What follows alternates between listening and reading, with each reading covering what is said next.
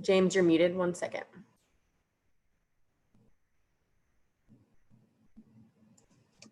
There we go. I know how to do it.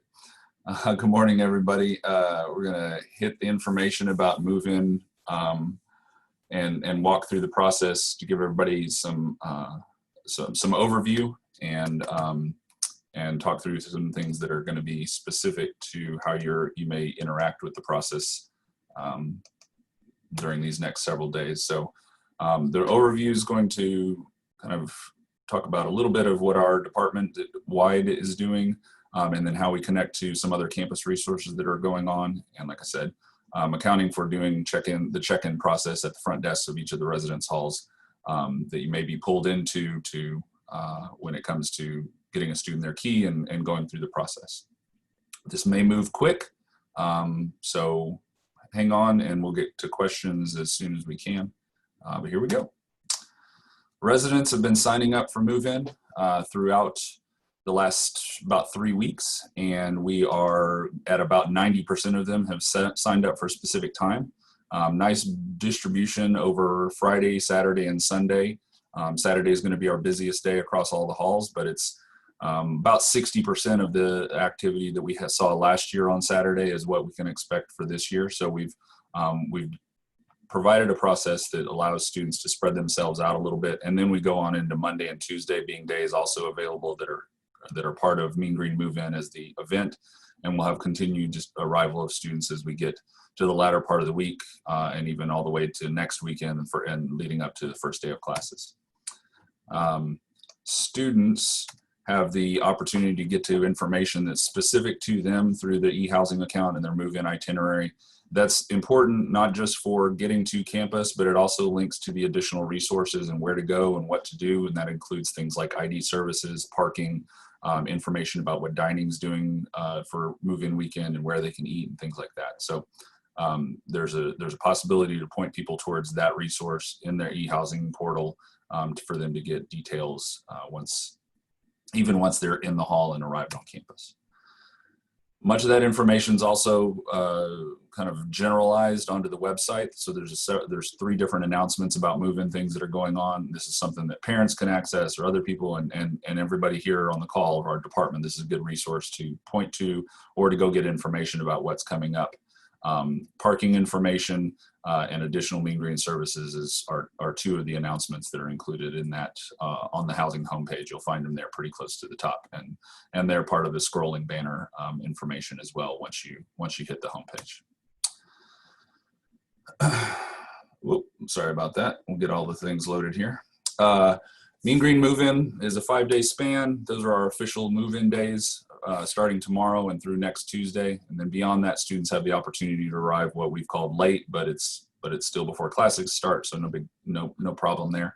Each day, every building has 30-minute arrival windows starting at 8 a.m. and the last window ends at 8:30 in the evening.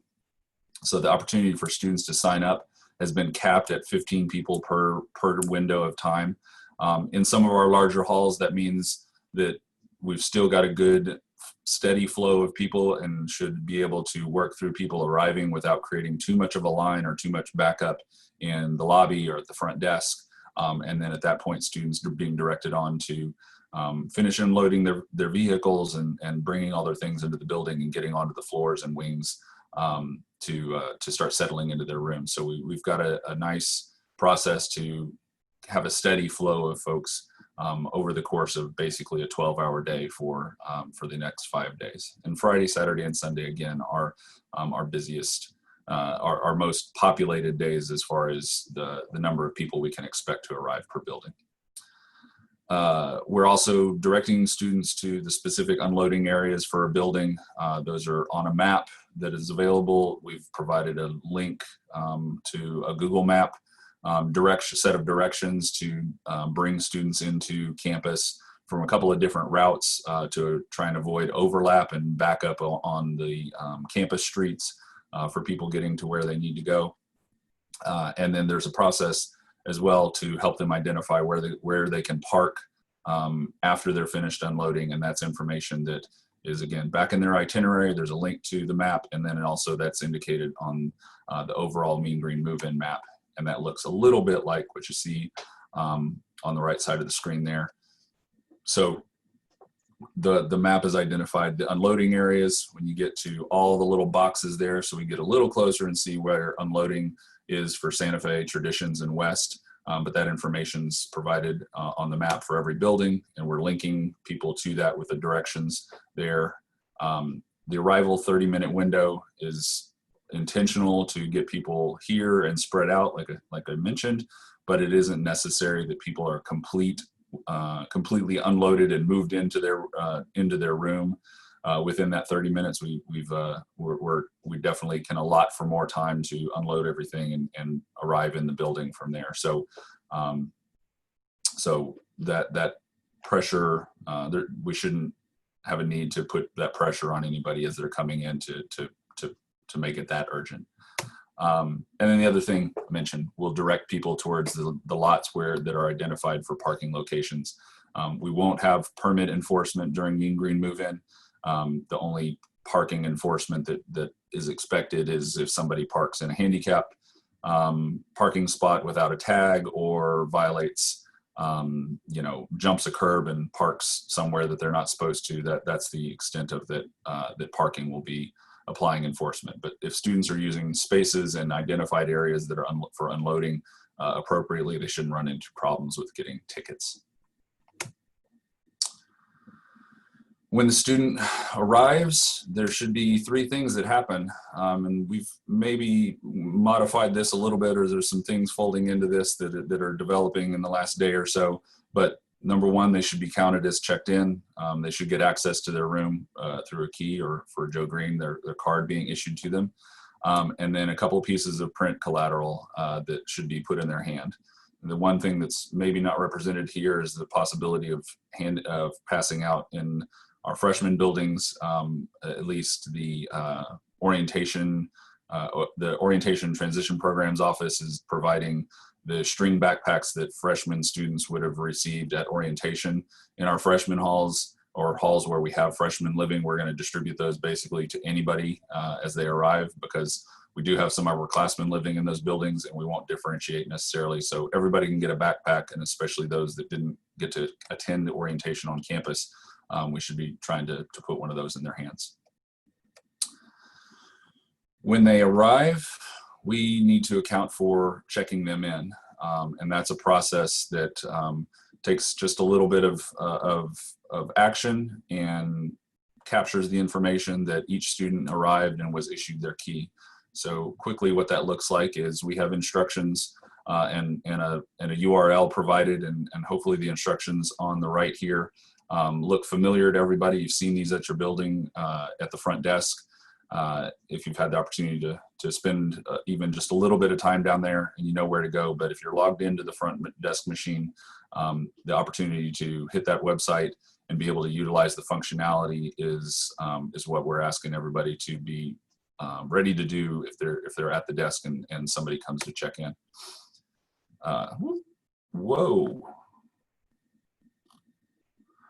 That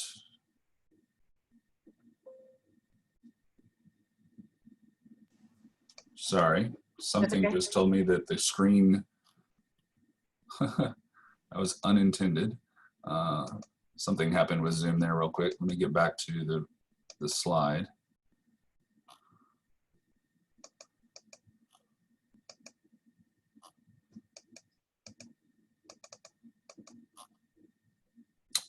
Something really crazy is going on my computer here.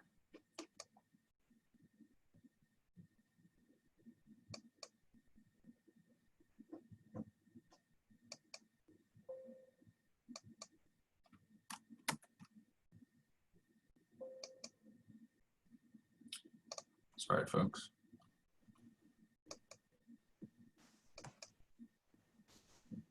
That is not, we are not done. Everybody hang out for just a second. This is, PowerPoint is acting crazy. Okay, so if you're at the front desk, sorry, we're counting our arrivals, there's the instructions, and we're back.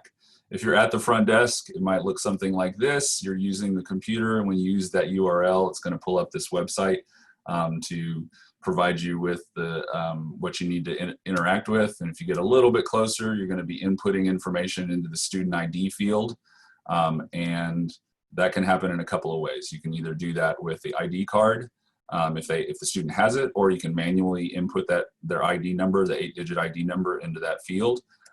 Click the room check-in, and it's going to retrieve the student's information to tell you where their room assignment, what room assignment they have.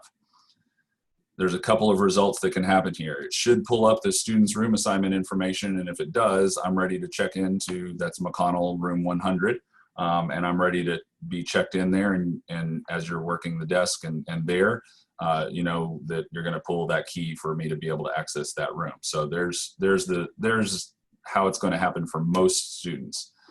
It could come up that the student doesn't have a room assignment. That would be problematic, and there's a troubleshooting option there. And then the other possibility is the student may be delayed in their move-in arrival. As this is happening, this is connected to the COVID hotline and their activity that they're interacting with students. So they're providing information to us, and we're updating that. So in this case, my delayed arrival is not till August 25th. And so at that point, it does confirm that I have a room number, but I'm not able to be checked in. So the confirm check-in action is the important part of it, that when you're looking at that information, that you would go through and make that selection or click that box.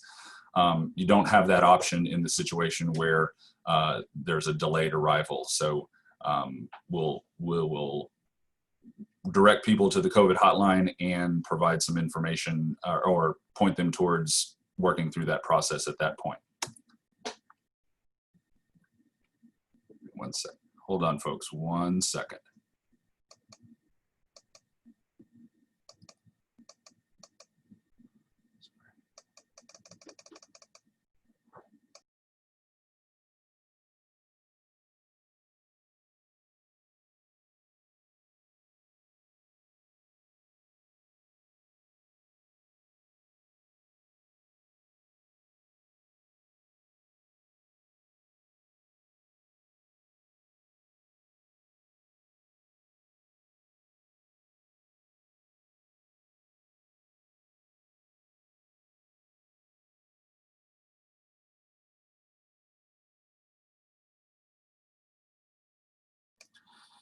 Sorry, folks.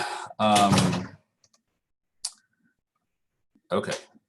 So if you're held up on checking somebody in, then that information and a key should be held onto at that point, and we're going to work through a process to get that person where they are supposed to be from there.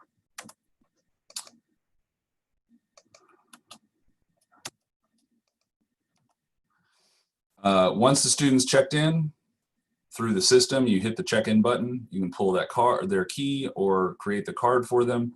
The building sheet looks a little different from this, but your building's information sheet, it should be a quarter sheet of paper. It's going to have the front desk number, your CD and ACD's name. If you have a community bathroom in your building, it's going to provide that code. Make sure you hand them the right one based on what room assignment they have and what floor they're going to be using or bathroom code they need. And this process is going to get repeated over and over and over again as each one of our students arrives to check in. If you remember doing room inventories, this won't be a part of our activity going forward. So if you have a recollection of doing that in the past, or even as a student know that you did a room inventory, we're not asking students to do that. We'll still have inventory sheets, but that's a process that'll be clarified for everybody as we go on and start having to work through check-ins, or I'm sorry, checkouts. And the process, that everybody can contribute to is pointing students towards getting their things unloaded, moved into the building, relocating to the parking lots. There's a little bit of volunteer assistance going to be available, but we have a drastic reduction in our volunteer move-in participation for this year for protection and health concern purposes. Taking trash out to the dumpsters and getting people to relocate all of that stuff outside to the recycling or to the trash is definitely. And then voluntary compliance is is a key component to this whole thing. The arrival time that people have, the mask requirement of campus, social distancing, even though they may have a couple of friends or family with them helping them move in, managing that and everyone's assistance through this process as they arrive at the building, make their way up to the floor, and they're even in their room, is how this will continue to work as it's intended. There's a couple other things that are going on that are definitely necessary to know about. Dining services will activate their meal plans for Mean Green Move-In. That'll happen, and the dining halls will begin service tomorrow. And you guys have a bunch of information about how we're directing people in groups to the dining halls, but all the dining halls and retail locations will start operation on Friday, tomorrow. And then the full schedule of services, including all of the retail locations, is going to come online on Monday the 17th for dining operations. The web information through dining, it's also linked to from on the housing website about move-in. It takes people to direct information about the operating hours of each location and what may or may not be available, especially when it comes to the union retail options during the weekend. The union's also going to have the bookstore open and available for students' needs. And then ID Services is got a satellite location. It's outside the ballroom on the 3rd floor called the Event Hub. That's where they're distributing all student IDs. It's for every student that hasn't yet gotten their ID. That may be because they're an incoming freshman and again didn't attend on-campus orientation during the summer. So they could have submitted that digitally beforehand, and their ID is just waiting for them. If not, then they'll have their ID made when they go over there. This is an important referral to make. We're handing that card out when they arrive at the front desk, but it's an important action for them to take on that first day that they're here because it's going to allow them access to the building once our doors lock in the evenings, and the dining halls and retail dining is going to require a meal card, their ID to access their meal card or meal plan. As they continue on into the semester.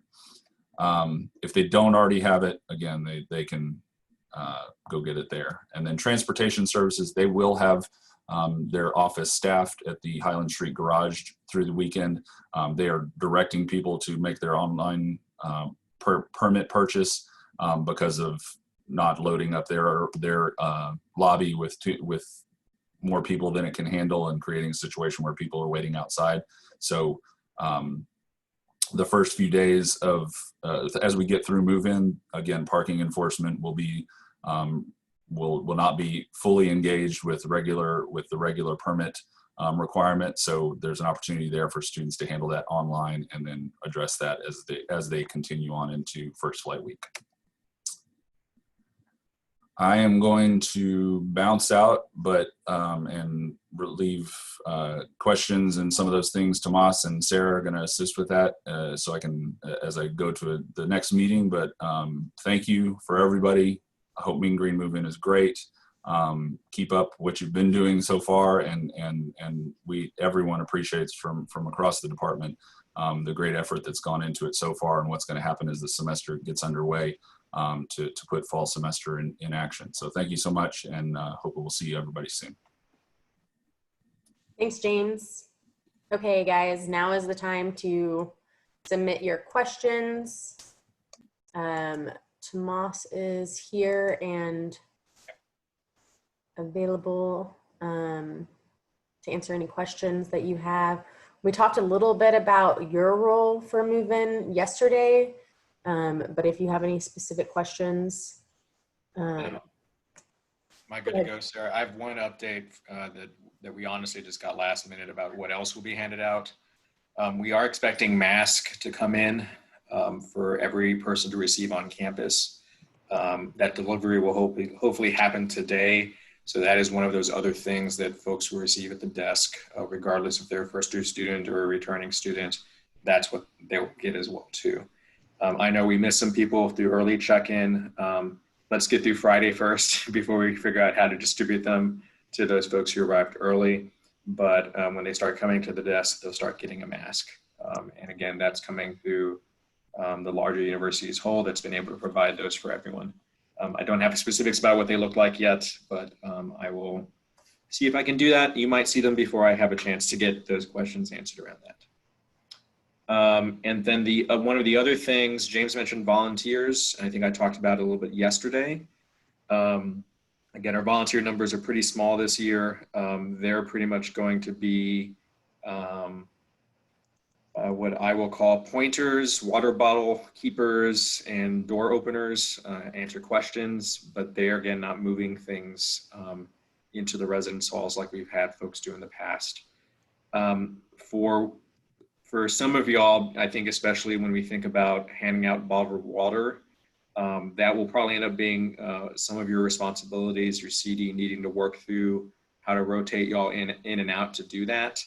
And it literally is going to be taking a water bottle from a cooler, putting it on a table, and allowing folks to grab it off at the table. And doing that, you can do that with several bottles at a time. You don't have to do it, one bottle at a time, anything like that. We are, again, trying to limit that interaction as much as possible. And that's kind of the best way that we can figure out how to do that. And especially given the 100-something degree temperatures this weekend, we do want to make sure that, we don't have anybody fainting or anything like that outside because the lack of access to water. And I think those were the quick things that one more thing, actually. Your CDs received information yesterday, and I think they're finalizing delivery today. There are hand washing stations that are being delivered to all of the residence halls. They're going to be placed outside, basically near all the drop-off stations for move-in, so that we don't have folks necessarily having to go in to use the bathroom all the time to wash their hands, that we have hand washing stations outside. Those are going to be there all the way through move-in. If there are issues with those hand washing stations, please let your CD know, and your CD will pass it on and up. We expect that we should be able to get through at least the weekend without having to be filled up too much. We can at least fill them up 3 times during the period that we've rented them out. So if you hear anything from anybody who said, yeah, this isn't working, let your CD know. And that way they can pass it on up to our staff so that we can get somebody out there to fill up those stations. And there should be some signage that is coming with those stations so that folks actually know what they are as well too.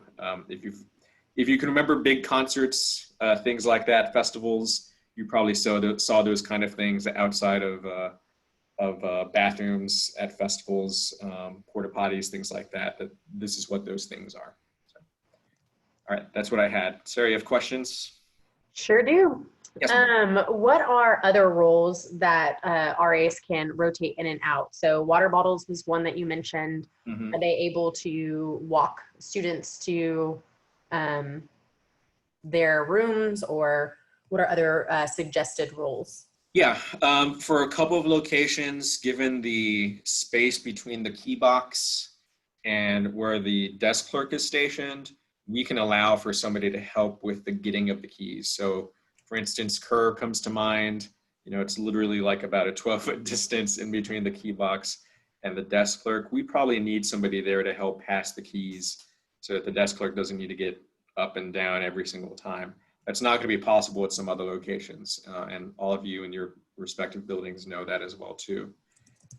It will probably be helpful to have somebody roam, but I would kind of keep that roaming to a minimum. I really do want y'all to try as best as possible to kind of keep to your wings, your communities, answering questions that folks may have your door open, not be afraid to, be at your doorway and step out and see if somebody's moving in or not.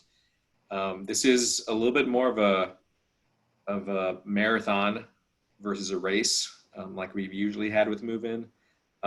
So it's going to feel like a different kind of energy, but those are the 2 roles that I can think of specifically. If we feel like we need somebody outside pointing people in the right direction of things, we may request that. Again, I'm trying to make sure we keep that to a minimum. There's some benefit to that in the outside part in terms of air and able to maintain more social distance, but it's also going to be hot as stuff. And so, we want to try to respect that as much as possible too. So that's probably the last option that I would throw out there for you all. And someone sanitizing items like bins and dollies. So bins and dollies, we're going to try to do our best, and I will remind CDs, desk clerks who might be on here, but mostly CDs, that we're not having stations like we've normally had. I know trying to put those bins and dollies in a location that's not out in the open is a little bit hard. So we shouldn't have a station for those. If there needs to be if there needs to be somebody to wipe those down as they come in and out, please build that into the scheduling as y'all see fit for your respective buildings. But we shouldn't be having a station like we've normally had where, there was a table, people were sitting down, folks exchanging IDs. We just can't do that right now. For y'all's safety, for the safety of folks coming in to check in, we just want to try to keep that face-to-face contact to minimum. Having somebody wipe things down, sure, we can do that. And we should have enough supplies to take care of that as well too. Yes. Are we going to be receiving any more? This is, it sounded like I'm asking, are there going to be any more hand sanitizer stations delivered to the halls, not necessarily by bathrooms, but in more common areas?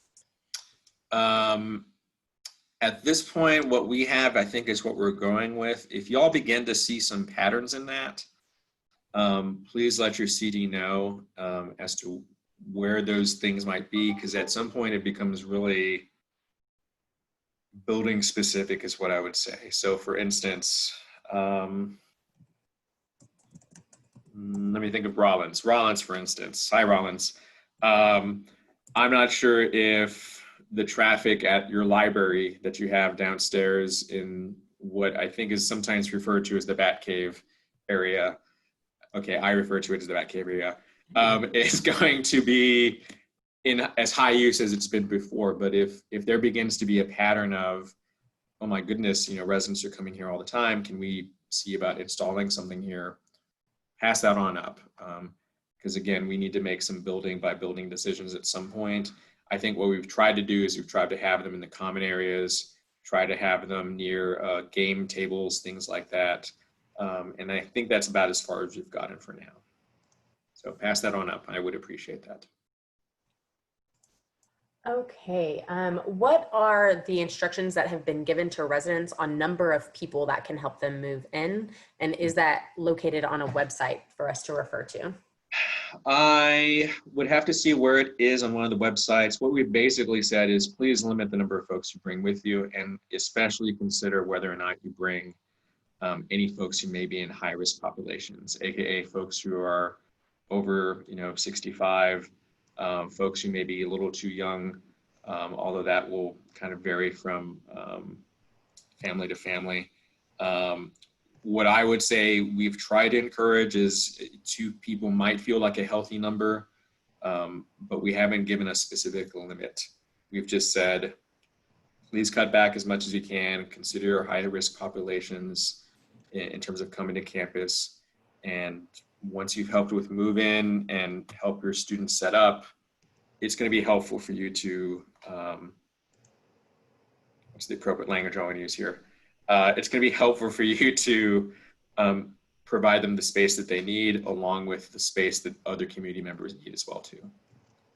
Again, you've seen this, you saw the kind of breakdown that James provided in terms of how many people were coming at a time. We are hoping that that helps with that jam-packed hallways that we've seen in the past. The fact that we're operating on our busiest day at 60% of what we usually would, I think is going to be helpful with that, and over a longer time period as well. Last year, our busiest day was, that Saturday from 8 to 5. This year, it really is a Saturday from 8 to 9 and roughly, and 60% of that numbers as well, so. Okay. I just posted in the chat to everyone the Mean Green Move-In website for you to refer to with your residents or parents or anything. Anyone you choose. If a student does not have their ID, are we still checking them in, or are we advising them to get their ID first and then come back? And can we just, use their ID number? Yep, still checking them in, ID number, and then they can go get their own ID afterwards. The process for them getting their ID this summer was obviously very different. They were allowed to take their own pictures appropriately to be used for their IDs. I'm very interested to see what that looks like for everyone. Maybe we can figure out something to do around that as a team builder / icebreaker. But that also means that there's a good number of folks who probably didn't get their IDs. And so if they haven't done that, like James mentioned, they can go to the union to go pick those up pretty much all through move-in is what it sounds like. This is a quick one. Will students be provided planners? They previously, I guess, received planners, and I believe those might be part of the backpack that is coming in. I will see if I can find that out before they actually arrive. I haven't heard a whisper about that, to be honest, outside of our concerns of having to pass those out. But I will see if they're part of the backpack. That's, I'm assuming, where they would come in. If they aren't, and as lovely as they are for people, I'm probably not going to push for those to show up because, again, we've got a lot of stuff to deal with to move in, and one other thing is another job for y'all or for the desk clerks or for the CDs, and trying to cut that back, given the 24 hours we have until people arrive, less than 24 hours. okay. What is cleaning during this move-in weekend look like for custodial? Are they going to be cleaning bathrooms and public areas? Yeah, they'll be on their 7-day schedule for sure already. I will double check to see how that looks though, specifically for Saturday and Sunday, if that's any different. Let me ask Craig in chat and see if I can get a clearer response about that a little later. I've got a question for Eric. Do we have RHA boards available to display for Mean Green Move-In? You're on mute, Eric? Yeah, he has to be told to unmute. I couldn't talk because You're good. yeah, actually the RHA directors are going through right now and updating with the QR code that has the new application for this year and are trying to deliver those to y'all today. ACDs, if you happen to have them in your office or in your building still, please message me so that we know that we just have to bring the QR code to you, that sort of thing. But every RA that's on this, also please, as you're interacting with your folks in socially distant ways and that sort of thing, if you want to casually mention RHA as a great thing to be a part of, that would be really, really awesome. And the next question I have, is it possible to have RAs hand out the masks to residents after they move in as opposed to doing it at the front desk, since they will be receiving a lot of items? I think we've decided the desk is going to be the best option. I know the key that they're receiving and the 2 pieces of paper and the mask is going to be it. We're really not doing anything else afterwards because, again, we're just trying to limit that down. We also honestly want the messaging to be pretty clear that you're here, here's your mask, please wear them, boo, and it's not just a thing that they'll receive after they've already gone up to the floor. So we wanted to try to make that as clear as possible, that you're here now, here's what you have to do. Can they put those masks in their envelopes, the larger envelopes you were given? I do not know if they fit, to be honest. Okay. But if your desk is using those and they seem to fit in some capacity, go for it. I am seeing some message around masks being delivered. Hopefully this afternoon. It might go into the evening based on what I've been told. So that's going to be up to you as your desk to figure out if that's worth it. And then this is for after move-in, but when are wing meetings officially scheduled? Are they getting a schedule sent to them? I will talk about that as Andrea starts her session around first flight. And that way we can transition into what that looks like. But it's going to be pretty similar to what I've told you all before about 3 days of the week, an hour set at times, some scheduled times. I have most of the locations set. And I'm just going to, at this point, I'm just going to put a draft schedule online so you have a better idea as to what that looks like. And then on top of that, you have an idea as to what some of the physical locations are that you can use as well too. So in the next session, when Andreas starts, I'll kick off with that a little bit and then transition to first flights. All right, so what is the staff attire for each day? Oh, I just emailed that out. Good question. We have polos and we have move-in shirts. We're going to start on Friday with move-in shirts, then Saturday polo, then move-in shirt, then polo, then move-in shirt. If y'all receive shirts for first flight, which I will have, Andrea will have more information, please follow her instructions on that. Again, that might be a little strange because you're not going to be meeting necessarily your folks in person, but please follow those instructions for what first flight shirts might look like if we have any. For the RA staff, for the student staff that we have, you are welcome to wear shorts with your shirts. For pro staff, aka your CDs, ACDs, they've been given a little leeway, and that's really going to depend on what they feel, what move-in feels like right now, because they're not going to be quite as active in the same way that they've been in the past, and expect to see all the other staff from Housing and Res Life in pants and more semi-professional attire. I will have a fun time walking around your buildings in my dress chino pants, and working up a sweat as I go through all the buildings. I'm excited and looking forward to it. Wi-Fi ResNet instructions, those are included in the paperwork. There is a different format of delivery for those. Those are actually part of the move instructions that they should have received for how to do that. I will see what that information looks like if I can find it on our shared drive. So it should be part of their move-in instructions. Perfect. Are meals being provided throughout move-in? They are. We're working on some details for that. What I can tell you about Friday, Saturday, and Sunday for sure is that your ADs are coordinating breakfast delivery for each of your staffs. So go ADs, thank you for doing that. For lunch, that is on your own, meaning as you figure that out as a staff, how you want to do that. The one thing that I will tell you is different for this year as of now, although you should check the dining schedule tomorrow just to make sure. Kerr will not be open for dining on Friday, Saturday, and Sunday, for lunch on Friday, Saturday, and Sunday.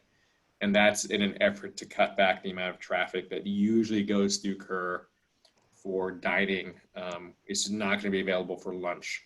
It will open up for dinner, but not for lunch. So when you go have lunch on your own as per your schedule with your CD and ACDs, just keep in mind that Kerr will most likely not be open. All the other dining hall locations will be open. You can see that on the dining hall schedule. And by Monday and Tuesday, excuse me, we'll go back to what the dining halls kind of normally look like, and you'll be able to select your food from wherever you like at that point. For dinner on Friday, Saturday, and Sunday, we're exploring the option, and I think I just saw another email update about that. Give me one sec to see. Of having dinner delivered to each of the halls. What I will say is that if you want to partake in those dinners, please do so. They are sort of meant as to-go dinners. If you want to save that for a meal, second dinner, first breakfast, feel free to do that. But we are delivering dinner to y'all on Friday, Saturday, and Sunday so that you have one less trip to try to make across campus and to deal with, some of the crowds that might be around. If people roll up with a whole bunch of people, how do we navigate that situation? Are we allowed to prop emergency doors during move-in times? And can we institute allowing only the resident to come up to the desk to get their key and not their whole gang, their whole crew. Correct. Their whole crew. So there's 3 questions in there, I think. If we have a number of folks arrive, then that is what those folks have decided is what they need for move-in. We are obviously going to encourage and require the mask wearing, no matter how many folks are part of that crew. We cannot, say that it's only the one person, the student, that needs to check in. But what we can do is ensure that if more than one person is checking in, like the parents, for instance, is usually what I've seen, that they are sticking close to each other, because that's the little circle that they've decided to keep for themselves. In terms of propping doors, I'm trying to think about that. Let me check with Craig on that, because I think we've made some exceptions for that in the past. When move-in arrives, the issue is always about when we close those doors and the safety and the security of the building as well too. Let me check to see if I can get an idea as to if we're doing that, and if so, with what buildings we want to do that with. So for instance, I think West, we've usually done, excuse me, a propping of the doors in order for folks to move in through the side after they check in through the front. But that hasn't always worked for every building. But let me check with Craig and see what that looks like. Message him now. The other question I've gotten a couple questions on this. I can answer this. Yeah. I can pass along this information to dining, but there's been questions about getting more hand sanitizer in the dining halls. Bruce has had hand sanitizer this whole time. It's just attached to the wall. So it's not on a stand like you may have seen other places. So it has had hand sanitizer this entire time. I will still pass along that there's a request for more availability of hand sanitizer. This is the second time I've gotten that question, so I just wanted to clarify. Will police officers be assisting with traffic and parking? Yes, they will. They will be, yes. What will the COVID hotline direct students to do if they move in early? I'm confused what that question is, to be honest. I am guessing what that is asking. Can you read it again, actually, Sarah? I think it was based on James's presentation that it said refer this person to the COVID hotline. Okay. They can't move in, refer them to the COVID hotline. Yes, and that is the basic route. What that probably means is that they notified the COVID hotline of either exposure to or having tested positive at some point within a certain time period, and that we were told then by the COVID hotline folks to not allow them to move in, and that they still decide to show up. We are going to direct them to the COVID hotline because they can't. And our system is built up in such a way that we can't even click forward to finish the process.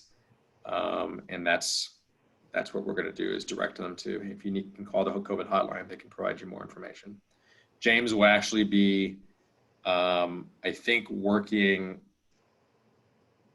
out of the Student Health and Wellness Center in coordination with that need, as well as with the sort of random testing that is being done for some people as they move in as well too, to coordinate that in case we have anybody who needs to quarantine, and or in case we have folks who showed up when they were told do not.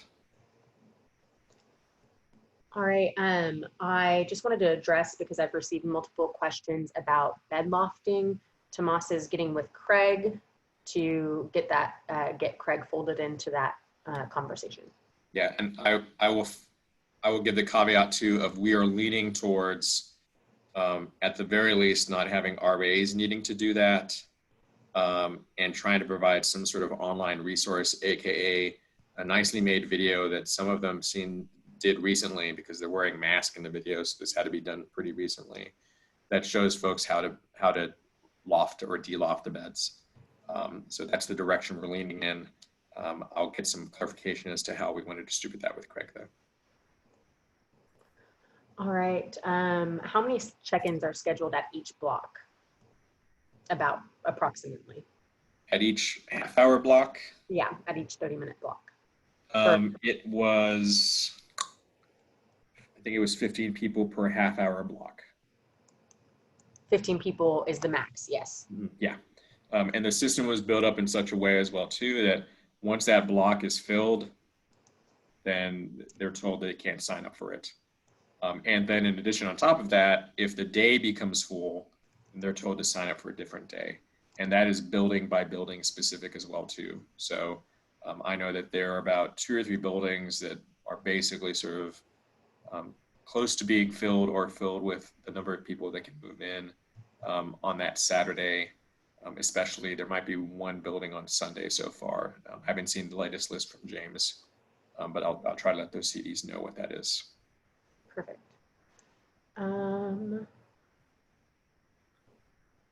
Are we supposed to be, are RAs supposed to be in their rooms all day? I would encourage you to work from your rooms as best as you can. Again, your CDs might need you to do some things. We're trying to limit what that looks like. There's going to be one part that I need you to step out for, and that includes a thing related to first flight with wristbands. And Andrea will have more information about that when we start in about another 15 minutes or so.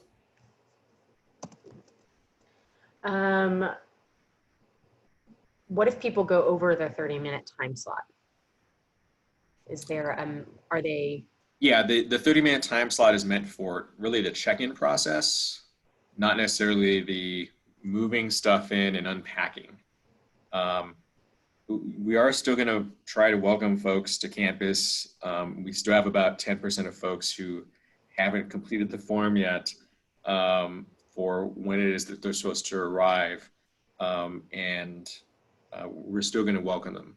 That's obviously a tricky thing for us to try to manage. As we say, you need to let us know what time you're arriving. But if they go over their 30 minutes in terms of unpacking, especially, then they can do that. What I think is probably going to be more important in that, though, is that they move their cars. Curb, Joe Green are usually trouble spots for that. Maple, Clark, Bruce, yes, although there's some new parking options for Bruce now, thankfully. Those are the places that I think of. West to a certain degree as well, too. But yeah, once they unpack, what I'm concerned about is moving their cars. And then once they've unpacked, bye.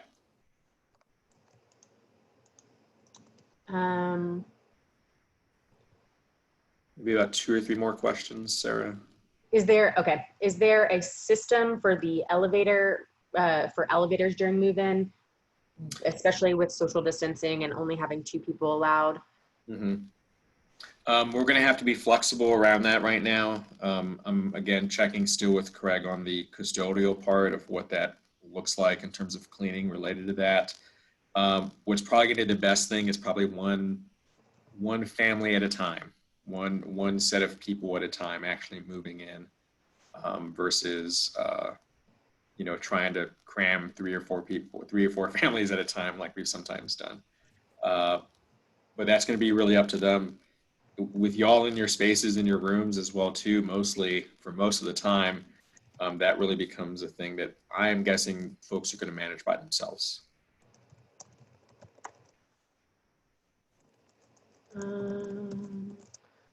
Sorry, this next one is going to be covered during first flight, so I just want to make sure I've got everything else. Yep.